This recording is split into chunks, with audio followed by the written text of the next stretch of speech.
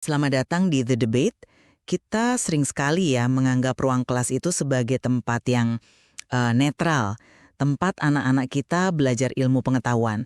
Tapi kalau kita pikir-pikir lagi, kekuasaan negara itu seringkali bekerja paling efektif justru di sana.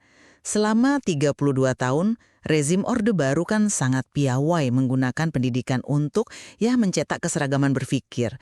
Nah, setelah rezim itu tumbang, pertanyaan besarnya kan ini, apa dunia pendidikan kita benar-benar sudah bertransformasi? Pertanyaan itu jadi semakin relevan ya. Apalagi kalau kita coba bedah buku-buku pelajaran anak-anak kita sekarang. Jadi inti perbincangan kita hari ini yang berangkat dari analisis materi ajar pasca Orde Baru sebenarnya sederhana. Apakah sistem pendidikan kita di era reformasi ini sudah total lepas dari cengkraman ideologi Orde Baru yang serba pusat dan indoktrinatif itu? Atau jangan-jangan semua perubahan yang kita lihat ini cuma ganti baju saja, sementara isinya seperti yang disiratkan materi kajian kita, sebenarnya belum banyak berubah. Menurut saya sudah terjadi pergeseran yang fundamental. Saya akan berargumen bahwa ada upaya reformasi yang tulus dan hasilnya itu nyata dalam sistem pendidikan kita. Nah, di sini kita berbeda pandangan. Saya justru melihat perubahan yang ada itu kebanyakan ya hanya di permukaan. Kerangka berpikir dan struktur ideologis inti warisan Orde Baru menurut saya masih kokoh berdiri dan terus berfungsi sampai sekarang, hanya dengan cara yang lebih halus. Baiklah, mari kita mulai dari titik yang kita sepakati. Pendidikan era Orde Baru itu jelas instrumen kekuasaan, sangat sentralistik, sangat Jawa sentris, dan bias gender. Kita semua ingatlah kurikulum indoktrinatif seperti PMP, Pendidikan Moral Pancasila, atau pelajaran sejarah PSPB yang isinya lebih banyak menghafal narasi tunggal tentang pahlawan bersenjata. Menurut saya, era reformasi membawa angin segar yang puncaknya bisa kita lihat di kurikulum 2013. Buktinya konkret ada di buku-buku teks. Coba deh kita lihat. Sekarang ada kesadaran untuk menampilkan keberagaman. Penokohan nama tidak lagi melulu Budi dan Ani. Ada Siti dari Jawa, Beni dari Sumatera, Dayu dari Bali, bahkan Edo dari Papua. Ini bukan sekedar tempelan nama loh, ini adalah pernyataan politik yang penting. Lebih dari itu, buku pelajaran non-agama sekarang berani menampilkan gambar masjid, gereja, pura, vihara, kelenteng, berdampingan. Ini kan antitesis langsung dari semangat penyeragaman Orde Baru. Dan yang paling signifikan buat saya adalah keberanian untuk memunculkan kembali tokoh-tokoh sejarah yang puluhan tahun dihitamkan, seperti Tan Malaka, atau memberi ruang bagi representasi etnis Tionghoa. Ini adalah langkah-langkah berani untuk membongkar atau lebih tepatnya mendekonstruksi narasi sejarah tunggal yang selama ini kita tahan mentah-mentah. Jadi bagi saya ini jelas reformasi substansial, bukan sekedar polesan kosmetik. Saya setuju dengan premis awal Anda. Pendidikan Orde Baru memang alat ideologis yang sempurna. Filsuf Francis Louis Althusser punya istilah yang sangat pas untuk ini. Aparatus ideologis negara atau IASA. Intinya sederhana, institusi seperti sekolah, keluarga, atau agama itu tidak netral. Tugas utama mereka adalah mencetak warga negara yang patuh dan menerima ideologi penguasa tanpa bertanya.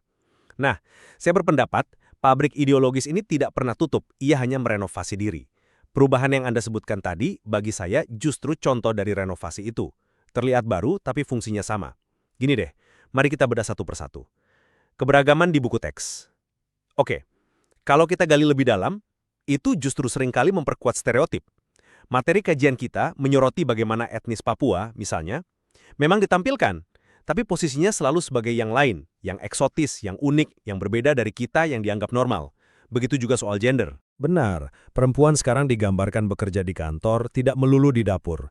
Tapi coba perhatikan lebih jeli. Di banyak ilustrasi, setelah pulang kantor pun, yang ditampilkan mengurus anak dan memasak tetap perempuan. Ini subordinasi yang lebih halus, warisan ideologi Bapak Ibuisme Orde Baru, yang seolah-olah modern tapi tetap menempatkan perempuan di bawah laki-laki. Lalu soal sejarah, Tan Malaka muncul, betul. Tapi dalam porsi sekecil apa, dan bagaimana ia dibingkai? Lebih sebagai pemberontakan, bukan sebagai pemikir bangsa yang gagasannya relevan hingga kini. Sementara itu, tokoh perempuan non-Jawa selain Kartini di mana? Organisasi perempuan radikal yang punya peran besar dalam sejarah seperti Gerwani, jangankan dibahas, disebut saja masih tabu. Jadi kesimpulan saya, bayang-bayang Orde Baru itu masih sangat-sangat pekat. Sistemnya hanya ganti metode, tapi tujuan untuk mereproduksi ideologi dominan tetap berjalan. Saya paham kehati-hatian Anda, tapi saya rasa kita tidak boleh meremehkan kekuatan simbol. Menampilkan nama Edo dari Papua atau Lina dari Manado di buku teks yang dibaca jutaan anak di seluruh Indonesia, itu sebuah terobosan politis loh. Ini bukan sekedar basa-basi atau tokenisme. Ini adalah pengakuan simbolis dari negara bahwa Indonesia itu bukan hanya Jawa. Ketika seorang anak di Cirebon membaca cerita tentang teman yang bernama Edo dari Papua, lengkap dengan gambaran budayanya, itu adalah proses penanaman aktif tentang keindonesiaan yang lebih luas dan beragam.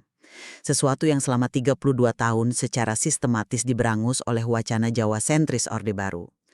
Ini adalah peletakan batu pertama untuk membangun identitas nasional yang benar-benar inklusif. Apakah ini sempurna? Tentu tidak. Tapi apakah ini langkah maju yang signifikan? Saya yakin sekali, iya. Itu argumen yang idealis. Tapi mari kita realistis. Apakah representasi simbolis tanpa perubahan relasi kuasa yang nyata punya arti? Materi kajian kita mengutip contoh menarik ya, dari riset di Tiongkok. Di sana etnis minoritas juga sering ditampilkan secara visual di buku-buku teks. Hasilnya apa? Tampilan itu justru menguatkan stereotip bahwa mereka itu tradisional, tertinggal, dan tidak modern, yang pada akhirnya justru meminggirkan mereka dari narasi kemajuan bangsa. Jadi, kehadiran Edo menjadi problematis jika narasi di sekitarnya tetap menempatkannya dalam kerangka subordinasi. Bayangkan skenarionya. Edo digambarkan memakai koteka, di samping Beni dari Sumatera yang memakai seragam sekolah modern sambil memegang tablet. Pesan bawah sadar apa yang diterima anak-anak? Bahwa Papua itu tradisional, sementara daerah lain modern. Ini bukan inklusi, ini eksotisme yang terkontrol. Representasi tanpa kekuasaan yang setara adalah bentuk penindasan yang lebih canggih karena ia datang dengan senyuman. Tapi bukankah itu asumsi yang terlalu jauh? Bahwa ada niat tersembunyi untuk melanggengkan stereotip? Saya lebih melihatnya sebagai sebuah proses belajar. Mungkin implementasinya belum sempurna, tapi niatnya baik. Tapi baiklah, anggaplah poin representasi itu masih bisa diperdebatkan.